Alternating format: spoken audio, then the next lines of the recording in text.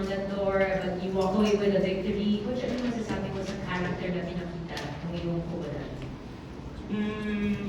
Same, going to look at the stats, same naman po nung last game. But siguro talagang pagkalaban kami ng Terra, talagang ganado po sila talaga.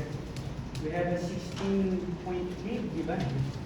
Pero nahabol pa rin ako. But good thing, nalampasan na po namin yung Pawis Terra. Now we open the floor to questions. So, congratulations po. Nung last conference, parang similar dun sa nangyari, munti ka na po maging similar sa nangyari ngayon. Nasa isip nyo ba yun nung mga nasa dulo? Nakikita niyo ba kung ano yung mga kamukha ng last conference sa ngayon?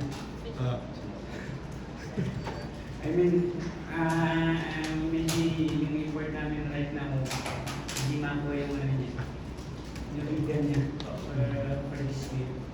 So, yun ang nawawala sa amin yung scoring ng effort namin right now for this game. Concern po kayo ng goal? Bigyan pa ho natin pagkakataon. Last game naman ho, nag-perform na rin naman yung effort natin. So, maybe this game na talagang siguro po nanibago.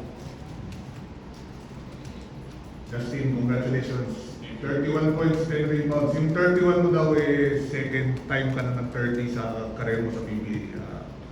Masabi mo lang sa performance mo ngayong gabi.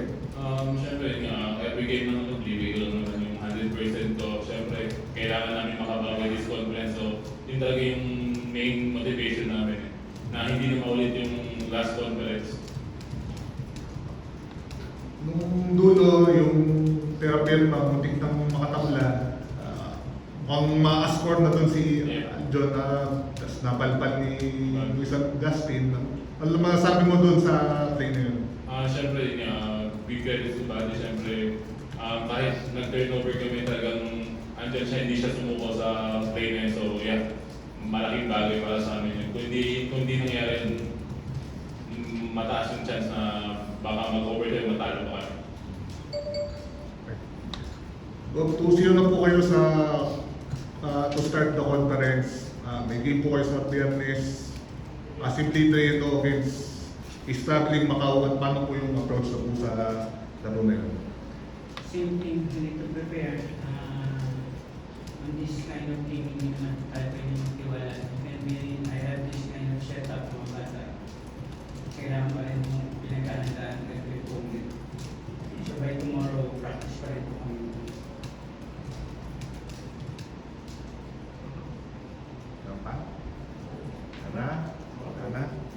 Okay. Ito na po nagtatapos ang ating post-game press conference. Maraming po salamat, Bob Delta Pineda and Artem